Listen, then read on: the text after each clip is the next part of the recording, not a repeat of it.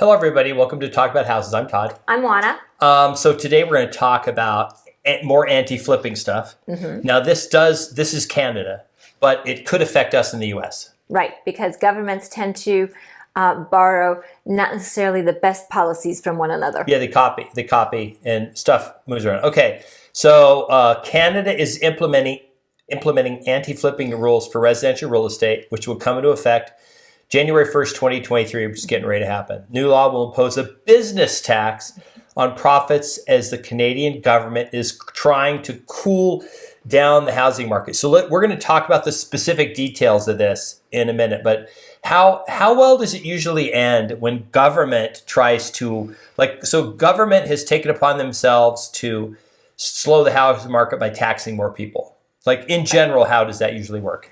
So I'm going to borrow a phrase from somebody that a lot of people know this name, Jordan Peterson. Jordan Peterson talks a lot about unintended consequences. Okay. And I think that's what we're looking at here, a lot of unintended consequences. Look, the economic ecosystem is very, very sensitive to anything that is significant that is imposed upon it, and this sort of tax policy is significant. Okay, it is significant. It is significant, and the housing market will definitely react. One of my favorite things to talk about is, as far as flippers are concerned, they are a necessary part of the housing ecosystem. Right. Flippers play a very important role. Not only do they absorb inventory that others don't want, because let's face it, if you could sell the house for more money to somebody who's not a flipper, you would, right? So they absorb inventory that others don't want. And then when they purchase these homes, they renovate them. Now, when a flipper renovates a house, they have economies of scale. They are very familiar with what buyers want, and they tend to bring properties up to code. That means that when a flipper is done with a property, it is renovated up to code and it meets the expectations of the buying public. Otherwise, they wouldn't be able to sell it. Okay, so flippers have this really good role that they play. We're going to go into this in more detail. And the government tax is there will be some unintended consequences. Right. Okay. Now, I happen to have a master's degree in business and economics, and there's this thing economically called the excess burden of a tax. And what it means is anytime you have a tax, it creates the tax doesn't usually end up having the effect. It's just an excess burden on both parties. So in this case, in theory, if you raise taxes on flippers, the taxers are going to pass that on. The flipper's going to pass that on potentially to the consumer. So hey, I've got to pay more in taxes. I was getting capital gains tax. I'm going to lose those. So instead of being able to sell for this, I'm now selling for more. It actually could have an opposite effect, unintended consequence. Right. So two things are going to happen. One, the flippers are going to pass on the cost of the tax to the end user of the house. Okay. And two, some flippers will be priced out, which means that you'll have less of them. You'll have less of them. And then it means the other flippers will probably be just charge. You'll have less flipped homes. Let's go through all these details later. We'll go through some of the things here. Okay. Here's another quote from the article. The Canadian government aims to make housing more affordable, so government trying to help, as foreign investors have driven the price of homes exponentially. Okay, two things here. They're blaming the damn foreigners, which they mean us and Chinese. They're blaming us for their woes, right? Investors. Even though we're talking about flips, okay? And then they say have driven the price of homes exponentially. What does exponentially mean? You don't have to be a PhD in math to understand what the term means. No, I think elementary school we learn about exponents. And Exponent, okay. Yes, and it means orders of magnitude. Or so like 10 to the second.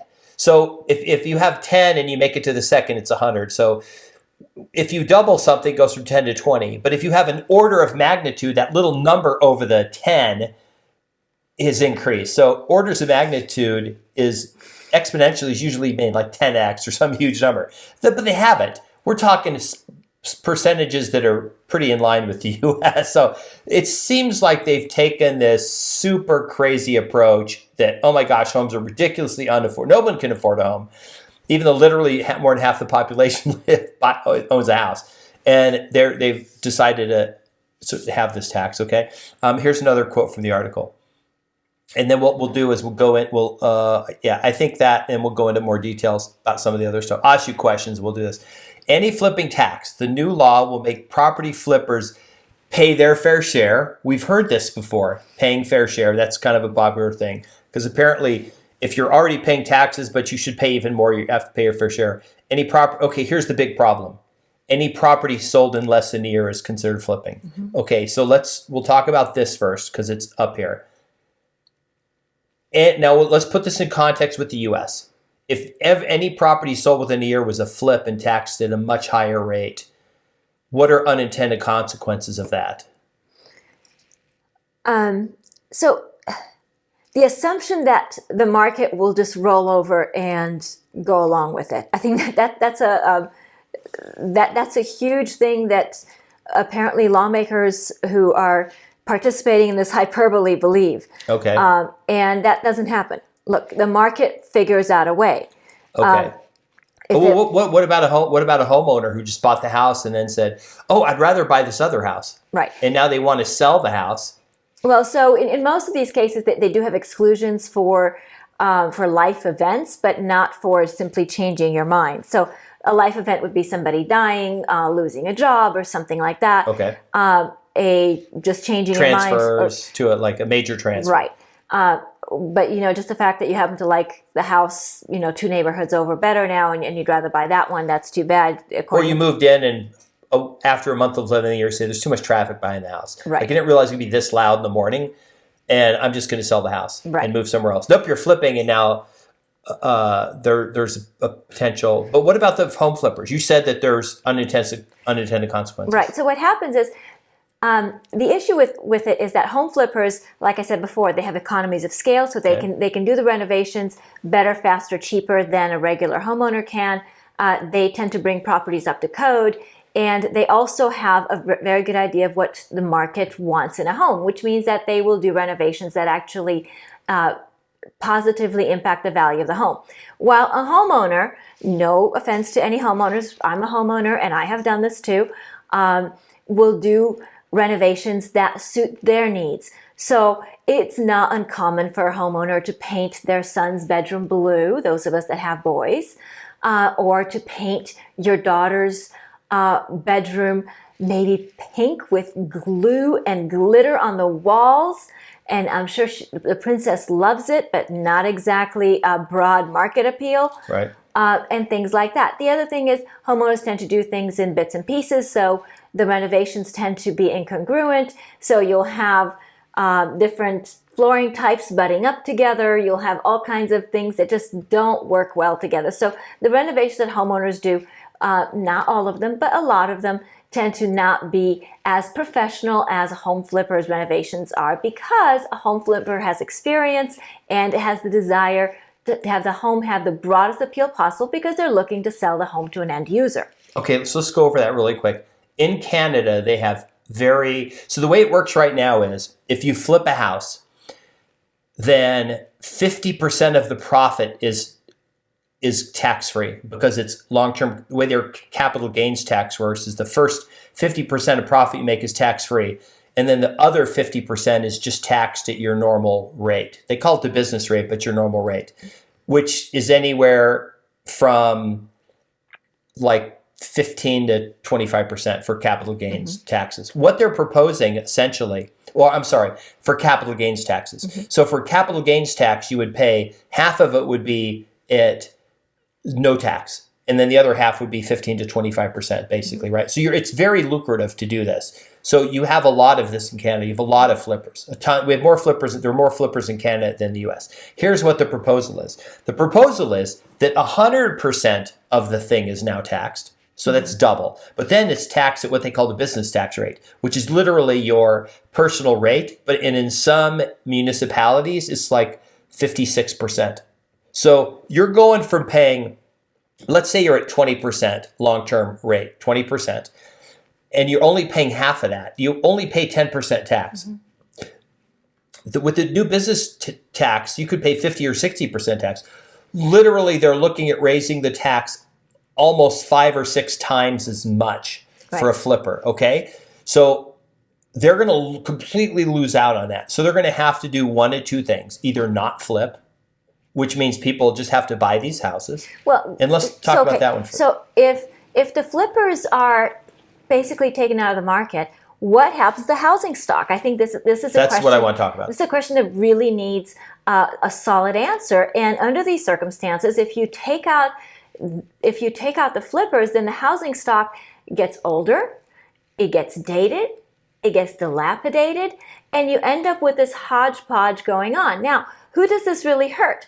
This does not hurt the very top of the housing market. It's the very top of the housing market has the wherewithal, both financial and business, to do the renovations necessary to keep the property updated and upgraded and to maintain the property value and increase it. But everybody else simply doesn't have either the skills nor the finances to make that happen. I mean, how many of us have hired a contractor, given him money, and either he did a shoddy job, no offense towards contractors, or failed to show up or whatever. Look, when you and I do these in onesies, these contractors do not have the incentive to give us the best deal because we're a one-off. They do not have the incentive to do the best job in the world because they don't care. They've already gotten 50% up front. So there are a lot of problems with expecting homeowners to fill the gap that these home flippers have been filling. So again, it's not that I'm particularly fond of home flippers, it's that I believe that they serve a very important and valuable role in the housing stock inventory because they do renovate homes, they do bring them up to date, they do provide this service for people who either can't or for whatever reason don't upgrade and update homes. And so what happens is these people who simply don't have the ability to do that end up with these homes that are less than. And that's not fair to them because the government put in a tax that disincentivizes people from engaging in this economic activity. Okay, so let's do a simple example. Now, median home prices in Canada are like 816,000 Canadian, which is like about, let's call it 600,000 US. So the homes are about 50% more in Canada than the US. They're more. They're more money. Yes. So let's say that a flipper bought a house, acquired it for $750, and you could have bought that same house for $750. That's right. But the house needs a bunch of work. The flipper, because he either has his own contracting team or whatever, gets the repair stuff done much cheaper and quicker. Then let's say we'll just say that you buy it for $800,000. Okay, he paid $750, you buy for $800,000. And he made some money because it didn't really cost him $50,000 to fix up. He did it for $20 or $30. He gets some profit out of it. But the homeowner gets to get a loan at the end for the whole thing. One loan, low interest because it's a mortgage loan. It's a lower interest rate than whatever. Now, let's look at the other scenario. The homeowner buys the house for $750. He's got to go out and interview contractors. He's got to find someone. He's not going to get it done as cheaply as the flipper, right? It's going to pay more. It's actually going to cost him more in the end to do it, right? It's going to cost him more, and the work that is done, it could be far better, it could be far worse. There will not be a consistency in that. And the other thing too is, remember, he already closed on his loan and bought the house. So now this extra money's got to come from somewhere. So he's either going to have extra cash, which a lot of people don't have cash to do aftermarket or after purchase repairs, or he's got to somehow go borrow money at a higher interest rate than he could have if he just had it wrapped in. So like you said, flippers perform a service, and this is actually going to potentially punish, like it's not going to solve the problem. It's actually going to make things, like this is a market thing that is actually good, these flippers, and the government is kind of messing with that, right? It is. So let me give you an example. And this is kind of a real world example for most of us. You can buy a house that a flipper has gone through and they've redone the kitchen, they've redone the bathrooms, they've done the paint, they've done the flooring, place is good to go. Or you buy that same house and now You've got to redo those things. Now, the chances of you being able to redo those things in 30 days and have that house good to go for yourself are almost zero. Most of us, if we ever do all of those projects put together, we'll do those projects over the course of many years, and we will never have that house good to go at one time. I mean, it just won't happen.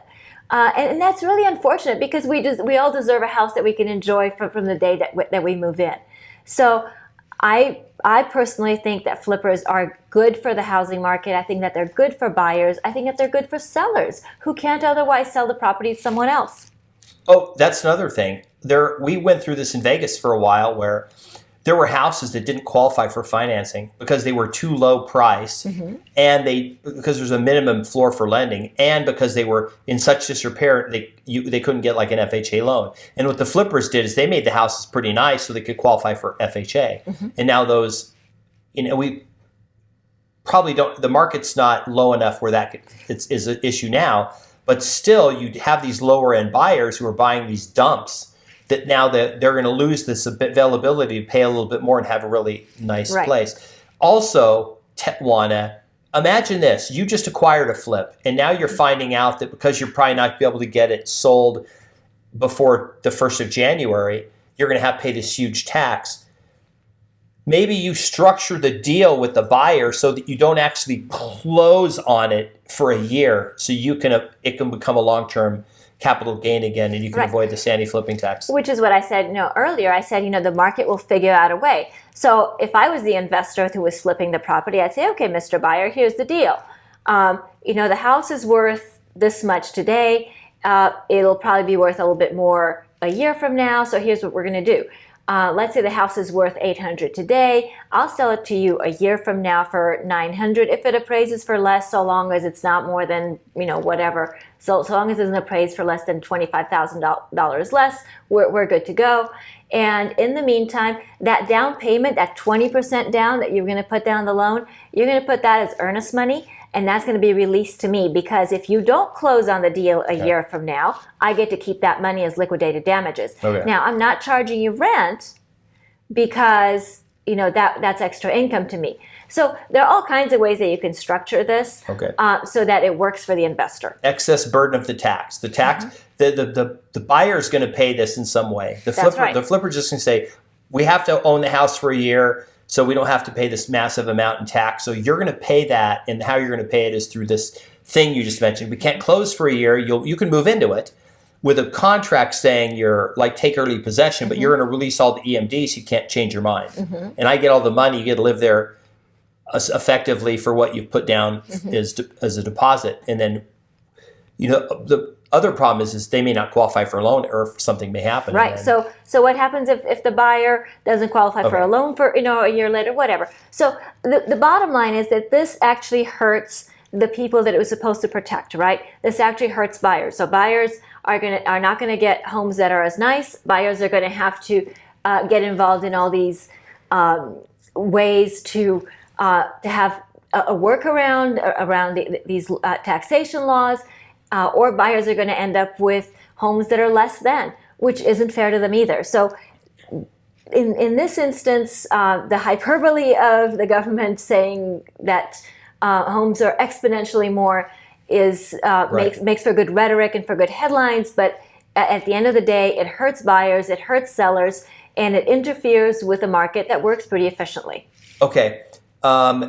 We have no evidence that this policy is coming to the U.S., but you never know. It is very unlikely now that the House has switched over to Republicans. They tend to not have a bunch of new taxes like this. So we didn't see it in the last couple of years. So it's not likely we would see this. We do have any flipping rules, but they're only really for FHA, and it's a 90-day. Right.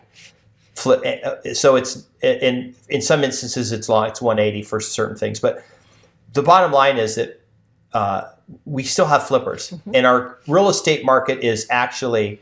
You can't say it's causing prices to go up, because we have flippers in the U.S. and our prices are arguably 60-70% of what a home is in Canada, and we have foreign investors here too. Yes. So why are foreign investors only going to Canada to run up their market. Okay, so anyway, as you're probably aware, we don't like the policy. We think it'll backfire on the Canadians, and their arguments to just trying to stop home prices from going up. But I think it's a policy that will hurt consumers. That's it's going to really the hurt. bottom It's line. not consumer friendly. No. It's misguided. Yes. The only people, more money may go to the government, but that may not. That doesn't help the people. No, Okay. it doesn't. So if you found this video interesting, please let us know. If you are a Canadian living in Canada or living abroad, and you are interested in this new policy, and you have more information, please share that with us in the comments, because our information is through the various articles that we've read. So we would like to know more from what you've read and from what you know. Please help us stay educated. If you have other topics that you'd like us to cover, please let us know in the comments too. As always, please be nice to one another in the comments. Subscribe, hit the notification bell, like the video, share the video, and We'll see you on the next video. bye. Bye.